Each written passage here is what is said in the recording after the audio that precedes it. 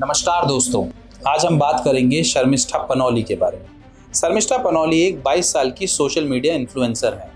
इनके Twitter account पर करीब 90,000 लोग इनको फॉलो करते हैं। साथ ही में ये एक लॉ की भी छात्र हैं, बट इनके कॉलेज ने इनको रस्टिकेट कर दिया है।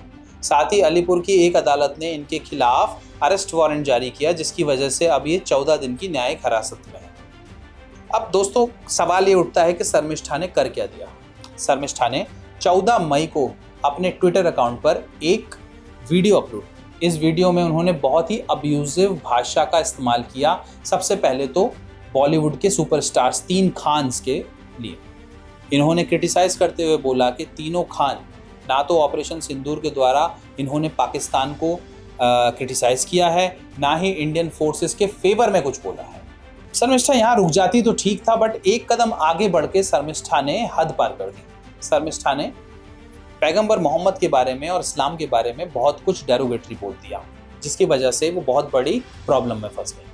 अब बहुत सारे हिट मैसेजेस उनको आने लगे, साथ ही बहुत सारी FIRs उनके अगेंस्ट हो गई। इस FIRs के चलते उनको नोटिस सर्व किए गए, but Sharmishtha and her family was absconding. तो फाइनली अलीपुर की एक अदालत ने अरेस्ट वारंट इनके खिलाफ जारी किया।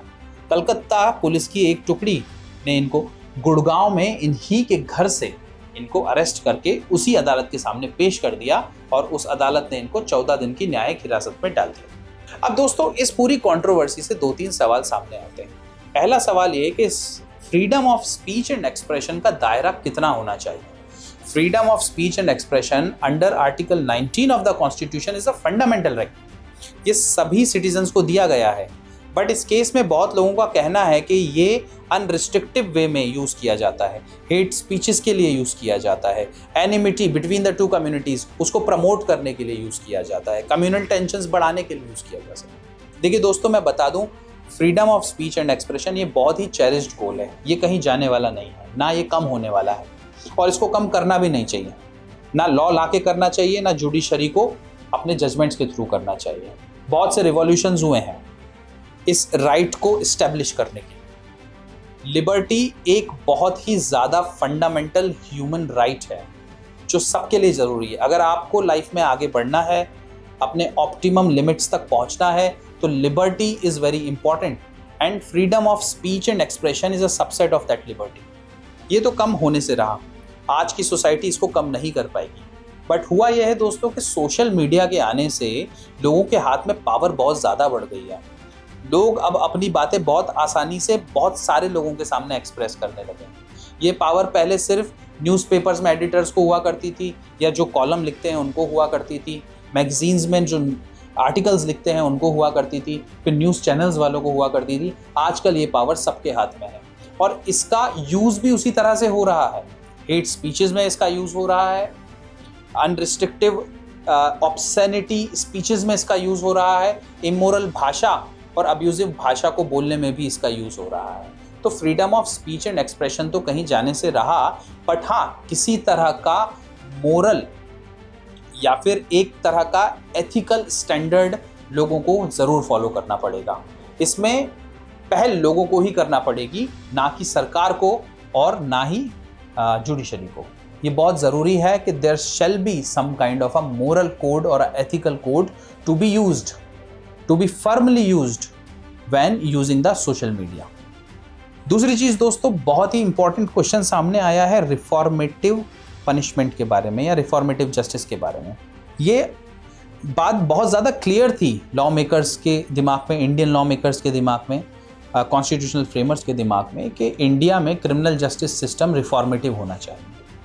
रिफॉर्मेटिव क्रिमिनल जस्टिस सिस्टम या रिफॉर्मेटिव पनिशमेंट का साफ मतलब होता है कि किसी को पनिशमेंट के लिए नहीं दिया जाए, बल्कि रिफॉर्म करने के लिए दिया जाए। और जैसे ही व्यक्ति का हृदय परिवर्तन हो जाए तो पनिशमेंट का पर्पस सर्व हो जाता है। इस केस में शर्मिष्ठा ने माफ़ी मांगी, अनकंडीशनल अपॉलॉजी मांगी, साथ में वीडियो डिलीट कर दिया उसके बाद भी। और ये माफ़ी दोस्तों 15 मई को मांगी थी और उनकी गिरफ्तारी 28 मई को की गई है। इतने दिन बीत जाने के बाद उनकी गिरफ्तारी की गई। ये एक 22 साल की लड़की है जिसके खिलाफ ये किया गया। बहुत ज़्यादा बोला जा रहा है कि ये एक इनसेंसिटिव तरीका है एक 22 साल की लड़की के खिलाफ उसको गिरफ्तार कर लेने का। तो रिफॉर्मेटिव जस्टिस वाली बात दोस्तों यहाँ पर आ जाती है कि एक व्यक्ति जो माफ़ी मांग चुका है, एक व्यक्ति जो अपनी गलती समझ चुका है, क्या लॉ एंड ऑर्डर मेंटेन करने के लिए या फिर क्या जुडिशरी को या फिर पुलिस को इस तरह से उसके खिलाफ बिहेव करना चाहिए। उसको गिरफ्तार किया गया, साथ ही में उसको 14 दिन की न्यायिक हिरासत में भी भेज दिया गया। एक 22 साल की लड़की से पुलिस या फिर न्यायिक हिरासत में 14 दिन रखने से क्या इन्वेस्टिगेशन होगा, ये देखने लायक होगा आने वाले दिनों में। बट हाँ, certainly this is somewhere against the reformative justice which was the aim of the lawmakers in India, which was the aim of the constitutional framers in India। दोस्तों, एक तीसरी बहुत इंपॉर्टेंट बात यहाँ से समझ में आती है और वो ये है कि इंडिया का जो कल्चर है वो बहुत ही डाइवर्स है। इंडिया में बहुत से रिलीजन हैं, बहुत से कास्ट हैं, हज़ारों लैंग्वेजेस बोली जाती हैं। एक 22 साल की लड़की अगर कोई सोशल मीडिया पे कमेंट कर देती है तो वह इतनी बड़ी कंट्रोवर्सी क्यों बन जाती है? This is because of the changing nature of the problem of the communal and the social problem in India. अब इसका सॉल्यूशन क्या है वो तो मुझे नहीं पता, बट मैं चाहूँगा कि आप कमेंट सेक्शन में लिखकर बताएं कि इतनी ज़्यादा सोशल मीडिया के आने से हेट स्पीचेस क्यों बढ़ गई हैं, कम्युनल टेंशन्स क्यों बढ़ गए हैं। बात बात पर ये चीज़ें निकल के आती हैं। कोई भी कभी भी सोशल मीडिया का यूज़ करके किसी न किसी कम्युनिटी को हर्ट करता रहता है। साथ ही में एक बैलेंस सेक्युलरिज्म का आइडिया भी सामने आया है। ये बैलेंस सेक्युलरिज्म क्या है?